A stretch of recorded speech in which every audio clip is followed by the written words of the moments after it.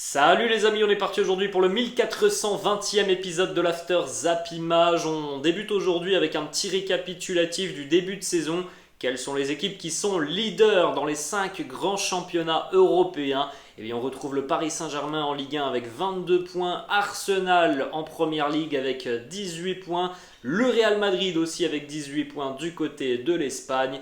En Allemagne, la surprise pour le moment, l'Union Berlin en tête avec 17 points après 7 journées et toujours aucune défaite pour les joueurs de la capitale. Et puis en Italie, c'est le Napoli qui réalise un très bon début de saison. Les Napolitains sont leaders eux aussi avec 17 points. On va poursuivre les amis avec quelques informations sur le nombre de cartons rouges distribués un petit peu partout en Europe. Et comme vous pouvez le constater, en France, on dégaine très très vite cette saison. C'est ahurissant ce qui se passe en France. Après 8 journées, déjà 34 cartons rouges en Ligue 1. Et on ne compte pas non plus ceux qui sont en Ligue 2, parce qu'en Ligue 2 c'est encore pire. Je crois qu'il y en a plus de 40. 34 en Ligue 1, seulement 4 en Première Ligue. C'est incroyable tout de même la différence. 12 en Bundesliga, 15 en Serie A, 20 en Espagne. On peut le dire, les amis, il y a tout de même un problème par rapport à l'arbitrage. Je pense qu'il y a des cartons rouges qui étaient évitables en Ligue 1 et qui ont été sortis par les arbitres qui sont tout de même très fermes dans leurs décisions et pénalisent évidemment certaines rencontres comme on l'a vu le week-end précédent là, avec Reims-Monaco et Nice-Angers. Regardez cette stat aussi les amis, la Première Ligue n'a jamais dépassé 48 cartons rouges sur les 5 dernières saisons. On en est déjà à 34 nous les amis en Ligue 1 après seulement 8 journées. Donc autant dire que à mon avis les 48 cartons rouges vont être très largement dépassés du côté du championnat de Ligue 1. Franchement les amis, on préfère tous voir un match en Angleterre où l'arbitre pénalise beaucoup moins les équipes, laisse beaucoup plus jouer et pour autant il est tout de même très respecté sur le terrain. Alors qu'en France, on a l'impression véritablement qu'on dégaine à tout va. Ensuite, on continue les amis avec le 11 type de la 8e journée de Ligue 1. Vous pouvez faire un petit arrêt sur image. On retrouve évidemment Anthony Lopez dans les buts après sa très belle prestation face au Paris Saint-Germain. Thiago Mendes, ça va lui faire du bien parce que depuis le début de saison, il est quand même en grande difficulté. Il a fait un match très sérieux, Thiago Mendes face au PSG, notamment face à Kylian Mbappé. On retrouve aussi Marco Verratti par exemple au milieu de terrain, TJ Savanier, Léo Messi. 2 joueurs de 3 en attaque avec Mama Baldé et Renaud Ripard. Ensuite les amis, on continue avec les statistiques pour Neymar qui en est à 100 matchs de Ligue 1 depuis le match qu'il a effectué face à l'Olympique Lyonnais dimanche. 100 matchs de Ligue 1 pour le Ney, 77 buts, 44 passes décisives, c'est plutôt pas mal quand même.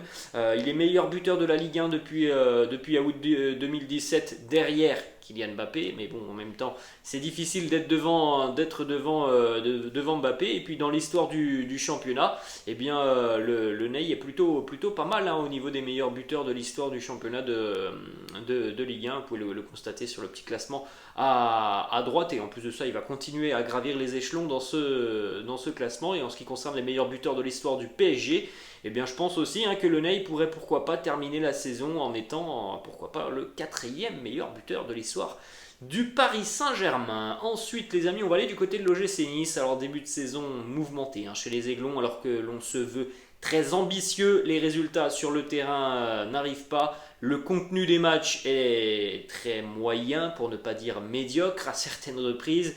Du côté des dirigeants niçois, on se pose des questions sur la capacité de Lucien Favre à inverser la tendance. La trêve pourrait être très agitée du côté du gym. Santi Aouna, journaliste Foot Mercato, annonce que Nice a fixé un rendez-vous aujourd'hui avec Mauricio Pochettino, l'ancien entraîneur du Paris Saint-Germain, pour qu'il puisse devenir le successeur de Lucien Favre. Donc on va suivre un petit peu ce qui va se passer du côté de Nice sur ces 2 semaines de trêve internationale. On enchaîne les amis avec des informations qui concernent l'équipe de France, puisqu'on vient de le dire, on est sur une période de trêve internationale, donc on a évidemment pas mal d'infos qui vont concerner les Bleus là au cours des 15 prochains jours. On démarre les amis avec la une du quotidien, l'équipe qui titre en classe affaires.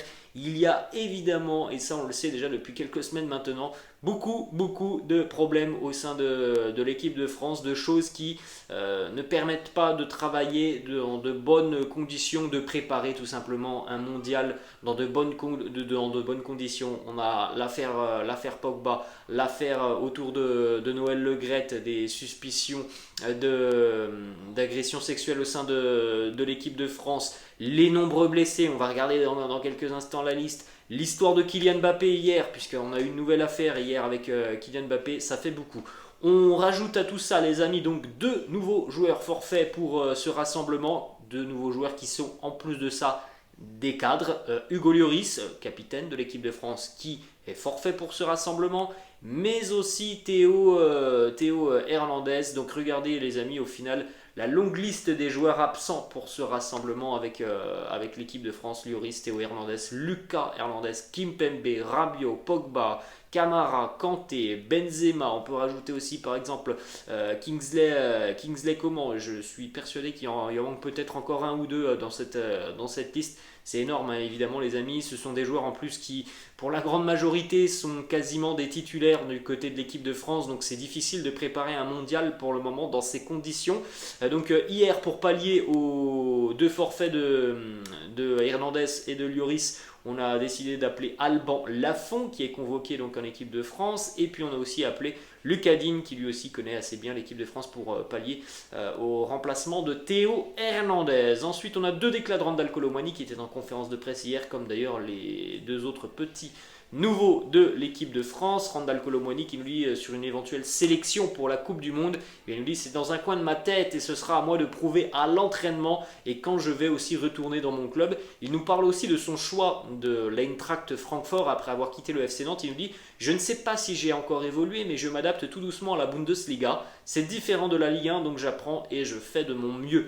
Pour l'instant, je trouve que mon choix a été bon.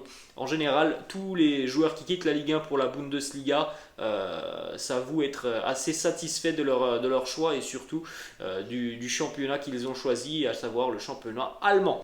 On va poursuivre, les amis, avec les informations qui émanent de la journée de lundi du côté de Clairefontaine. Kylian Mbappé qui avait déjà annoncé hier auprès des dirigeants qu'il ne souhaitait pas participer à la séance photo qui doit avoir lieu aujourd'hui, ce mardi. Donc nouveau bras de fer entre Mbappé et la Fédération Française de Football.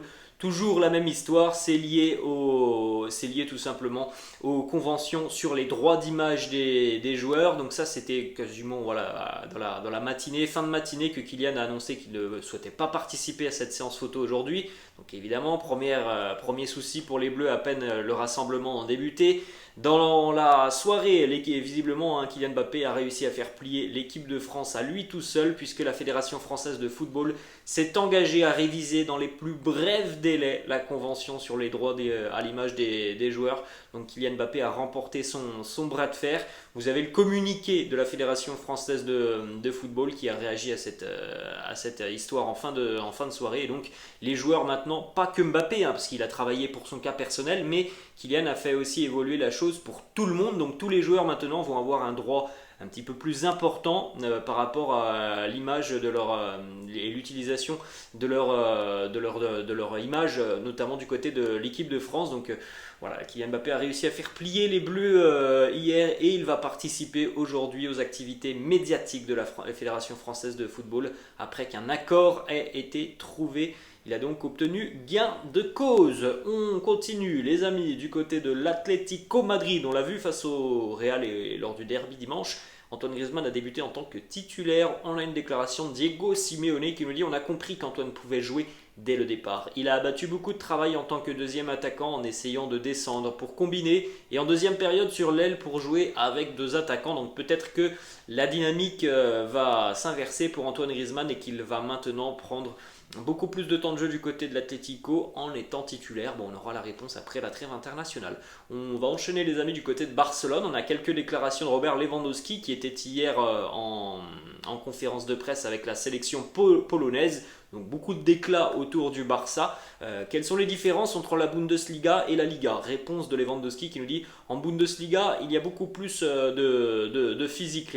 En Espagne, il y a beaucoup d'équipes qui essayent et veulent jouer un style de football bien précis et bien particulier. C'est comme ça que je différencie les deux championnats à l'heure actuelle. Ensuite, autre déclat de Lewandowski sur le match face au Bayern la semaine passée, il a dit que il aurait souhaité que ça arrive plus tard dans la saison, que ça avait été un match émotionnellement assez particulier pour lui. Il nous dit, pour être honnête, je pense aussi que nous aurions dû nous imposer face au Bayern ou au moins faire un match nul. Ensuite, deux autres déclats de Robert Lewandowski sur l'effectif, les qualités de l'effectif catalan. Il nous dit au Barça, nous avons un potentiel énorme. L'atmosphère est aussi en train de se développer, de s'améliorer. Je donne le meilleur et je trouve que l'on a beaucoup de qualité dans cette équipe. On continue les amis avec une dernière déclat de Lewandowski sur l'éventualité de remporter peut-être un jour le Ballon d'Or avec le Barça. Il nous dit gagner le Ballon d'Or, eh bien je sais qu'à Barcelone, beaucoup de joueurs qui étaient au club